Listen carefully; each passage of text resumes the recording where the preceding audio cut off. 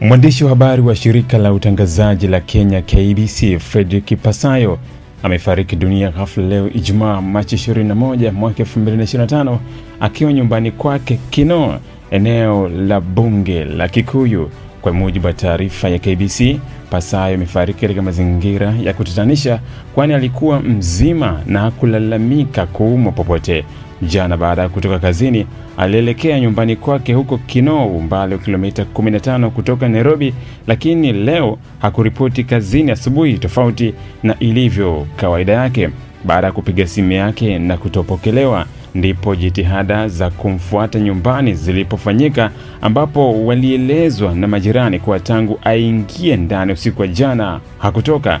Jitihada za kuvunja mlango zilipofanyika, Pasayo amekutwa ameaga dunia kitandani kwake. Serikali imetangaza kuanza uchunguzi mara moja ili kubaini chanzo cha kifo cha mwandishi huyo kijana aliyeanza kuwa mashuhuri katika tasnia ya habari nchini humo. Mwili wake umehifadhiwa katika hospitali ya St. Teresa County ya Kiambu. Pasayo alikuwa mwandishi na mmoja wa timu ya uhariri wa KBC ambaye alijiunga na shirika hilo mwaka 2021 mara baada ya kukamilisha masomo yake katika chuo kikuu cha Nairobi. Kifo chake kinaongeza sintofahamu katika tasnia ya habari nchini Kenya baada ya mwandishi wa zamani wa NTV Rita Tenina kufariki mwaka jana katika mazingira yafananayo na Pasayo. Tenina aliondoka kazini tarehe 8 mwaka 2024 na alikuwa amepangwa kusoma taarifa ya habari saa 7 mchana tarehe 9 Machi mwaka 2024. Hata hivyo, muda ulipokaribia hakuonekana kazini na alipopigiwa hakupokea. Jitihada za kumfuata nyumbani kwake zilifanyika, lakini alikuwa tumejifungia kwenye apartment aliyokuwa akiishi huko Brooklyn Spring, Kileleshwa, Nairobi. Baada ya kuvunja mlango ndipo akakuta amefariki dunia kitandani kwake. Serikali ilianza uchunguzi mara moja na juzi Machi 19 mwaka 2025, pathologist mkuu wa serikali ya Kenya Dr. Peter Ndegwa ametoa ripoti ya uchunguzi ikionyesha kuwa Tenina alifariki kwa changamoto za mapafu. Ikiwa ni siku moja tu toka ripoti ya kifo cha Tenina itoke, hatimaye mwandishi mwingine Fredrick Pasayo amefariki dunia.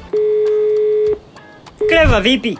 Mbona uko nyumbani saa hizi? Au na wewe shamba limekushinda kama mimi Unafeli wapi Mashaka? Yaani hadi leo unategemea kilimo cha mvua rafiki yangu? Mimi hapa nilipo naweza kuona kila kitu kwenye shamba langu. Watumishi wazembe na waona, nina mitambo ya kisasa ya umwagiliaji, nimeweza kuweka teknolojia za kisasa shambani na mambo mengi yanaendeshwa kwa mitambo tu. Ingekuwa hujamaliza pesa, ningekuambia unipe oda zako. Mashaka, acha ushamba. Ina maana kazi yote inayofanywa na serikali ya awamu ya 6 wewe huoni? Hakuna kijiji cha Tanzania ambacho hakijafikiwa na nishati ya umeme. Yaani serikali ya awamu ya 6 haina deni. Wewe jitahidi, fanya maombi, lipia uletee umeme haraka mpaka shambani kwako. Mimi nayaweza yote haya kwa kuwa gharama za uendeshaji ni nafuu sana nikitumia nishati ya umeme. Utajanjaruka lini Mashaka wewe?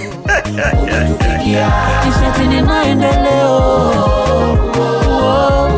Umewaka huo. Unatufikia. Tangazo hili limeletwa kwenu na wakala wa nishati vijijini REA.